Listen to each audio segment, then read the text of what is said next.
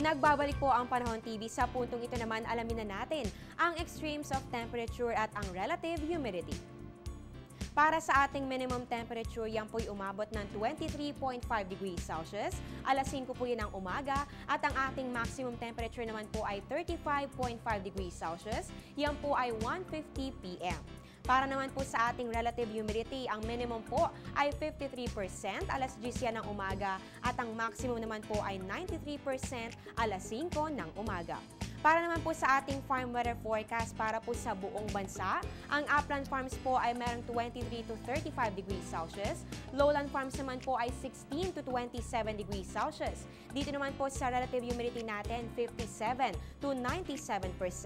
At ang leaf wetness ay aabot ng 4 na oras.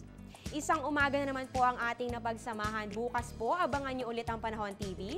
Live mula sa Pag-asa Weather and Flood Forecasting Center. Ito po ang Panahon TV kung saan walang pinipiling panahon ang pagbibigay impormasyon. Ako po si Amor La Rosa. Magandang umaga. Ang programang ito ay hatid sa inyo ng Air 21. Sagot ko, padala mo!